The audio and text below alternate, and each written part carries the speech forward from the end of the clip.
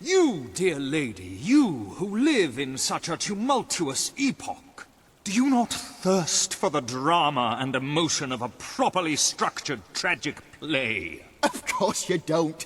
You want to escape your troubles. You want to be made merry. You want to be amused. It is no good. We shall never agree. If only we could get our hands on Morley's lost play. It would solve all our problems. Yes, it is said to bring together the opposites of tragedy and comedy in an exquisite marriage of forms. But perhaps you can find it. Yes, we beg you. The theatre, the muses, the very heart and soul of this town will thank you.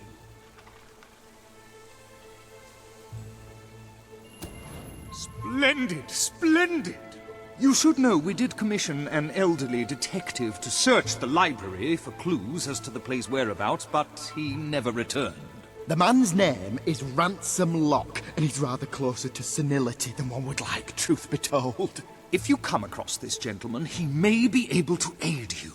I believe he is looking for the collected works of the playwright Philip Morley, as we speak. One can only hope they were not burned when the king closed down the academy and its library.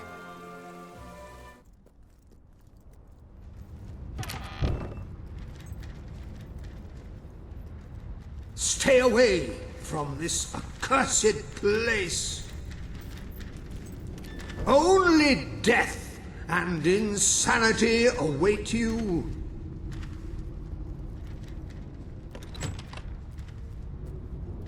Thou seekest forbidden knowledge, but shall find naught but damnation.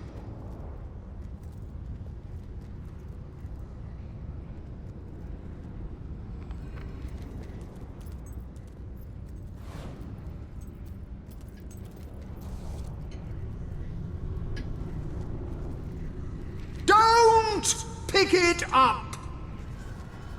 No! Really, I'm serious!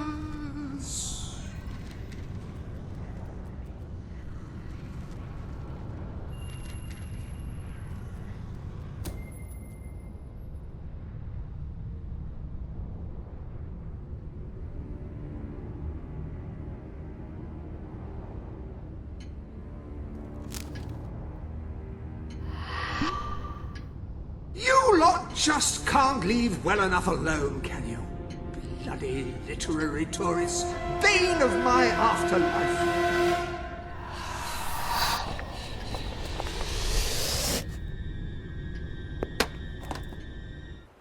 Listen, you. You're not getting my lost play, you hear? It's rubbish. Worse than rubbish. I mean, what was I thinking mixing tragedy and comedy? I must have been off my rocker. It would seem, my dear madam, you have been apprehended by the ghost of Philip Morley. That makes us both his captives. I am Ransom Locke. If the name seems familiar, it is because I was once a detective of some renown. And yet, here I am, ready to live out the rest of my days, trapped in a book. As far as I can deduce, we are currently in a scene from one of Morley's greatest romantic plays, the near tragedy of Oliver and Ethel. I believe if we are to escape, we must act out the scene. But performing is not one of my talents. If I am correct, putting on this costume should set things in motion.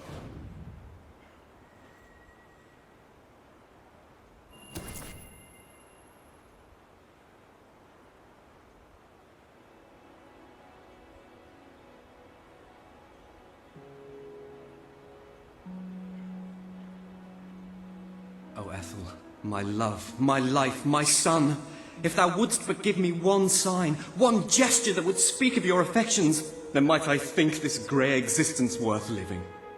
Ah, yes, a classic moment in the play. You are Ethel, the beautiful young daughter of a dung merchant. Show Oliver that you love him, and we may be able to leave this scene.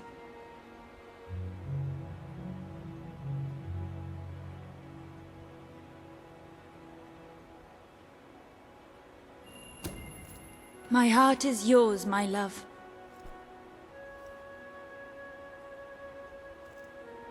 Let the heavens and the seas, the toads and the eels sing the song in my heart, for she doth love me, and all is well.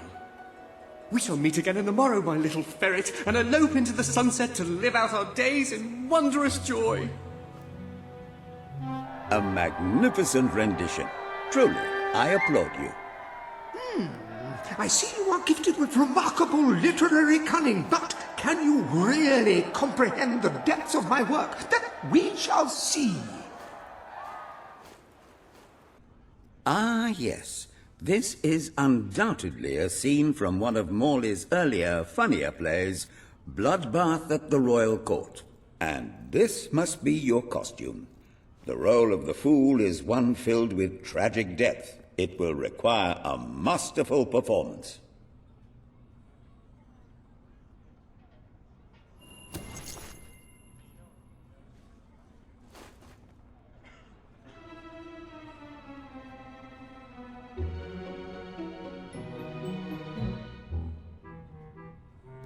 What fresh insolence is this? Out of my throne, you impertinent buffoon! Stand before your king, and do your jester's duty.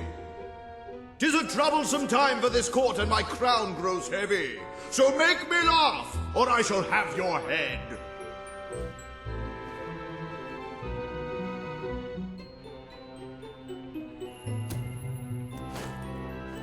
Coochie coochie coo.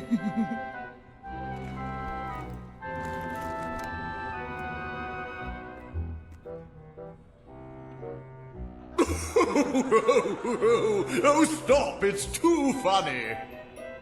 I believe I'm in the right mood now to meet with those foreign delegates. I think I shall only behead half of them, yes. I have never seen a more convincing fool. There is hope for us yet. You handle my royal dramas as well as you handle my romances. But will your versatility extend to the more subtle domains of theatre, I wonder? Oh dear. Unless I'm mistaken, this is a scene from Morley's notoriously violent historical epic, Titus the Mutilator, Part 2, which would mean this is the gladiatorial arena from Act 5, where Titus is finally slaughtered by savage warriors seeking revenge. A favorite scene of mine as a child, I must admit.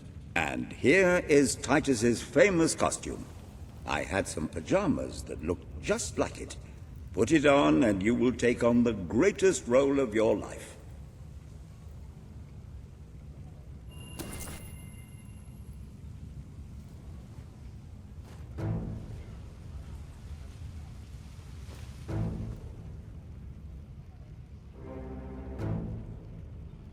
Titus, thy pox-membered body shall pay for thy monstrous villainy. My son lies dead because of you.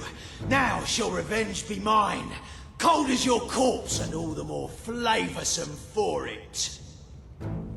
Do try to make your demise convincing. Tall wench, ain't ya? Come here, let me make you a head shorter.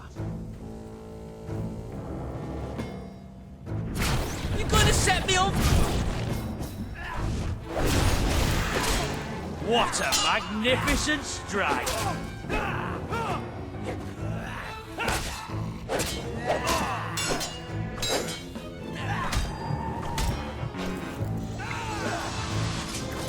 Block, block, block. Is that all you got? Great stuff! Whack her again, lad.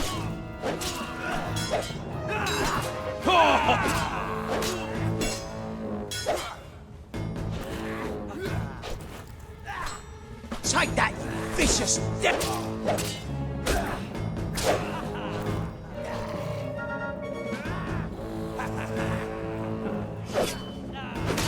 Just a thought, mate. Why don't you try avoiding her attack?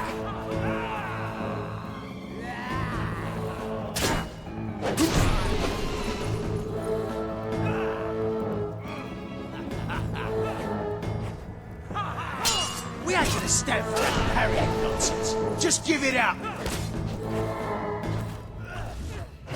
Go on then, use fire if you can't fight fair. More of my kin lie slain, and yet you live.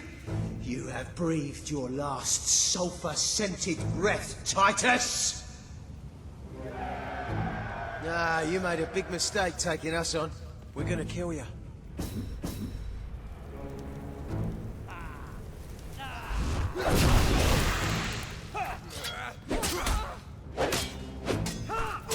Don't stand for it. Give as good as you get, mate. Oi, that poncy magic stuff ain't fair. Go on then. Use fire if you can't. Don't you idiot! She's making you look bad.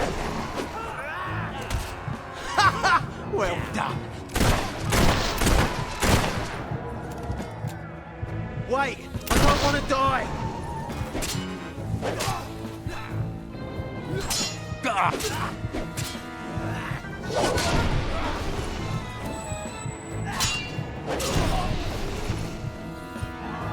All my men dead, my vengeance denied, my world undone. I cannot stand to live 1 second more. A tremendous performance. That's just the ending I wanted to see when I was a young boy attending the theatre every weekend. I wonder what scene will follow now. Oh, what scene could possibly follow such a masterful rendition of my work? And the way you improvised some of those roles, you brought new life to my words. I stand in awe. You have earned the prize no mortal has ever been honored with before. My missing play. I entrust it to you, for I know that you will do it justice. I call it The Ham Sandwich. A metaphorical title, of course.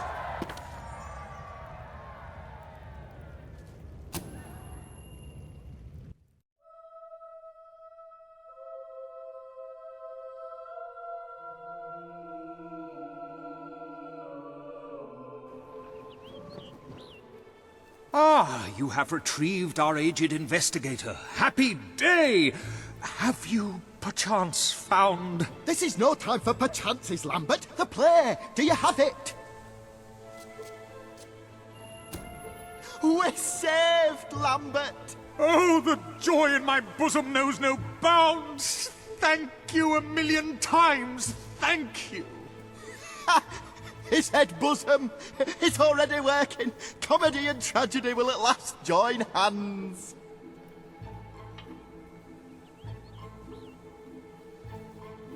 Hark!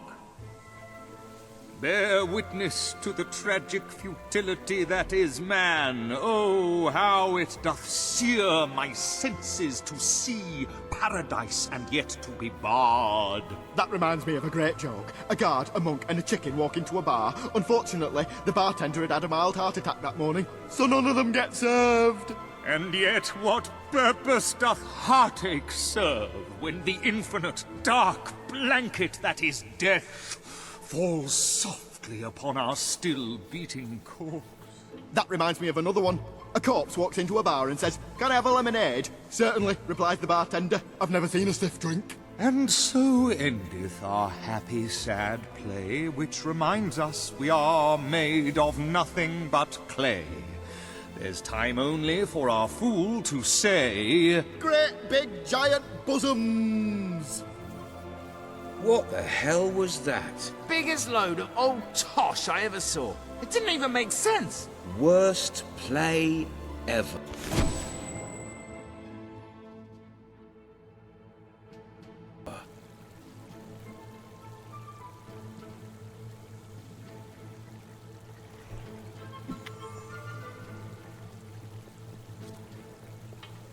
So, what shall you do now, Mr. Locke? Any more mysteries on the horizon? I rather think not. My powers of reasoning and deduction diminish with each passing day. Investigation is a young man's game. How would you like to take acting lessons? I would rather consume a bottle of arsenic. And who could blame you?